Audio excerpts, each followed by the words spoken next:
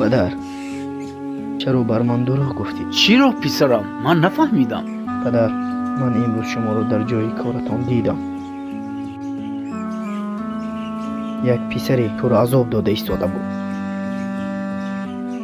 چرا پدر به من نگفتی؟ خاک پایتون شوم پدر، مرا ببخش.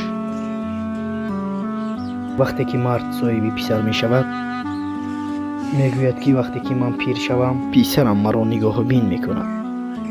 اما من این کار را نتوانستم پدر.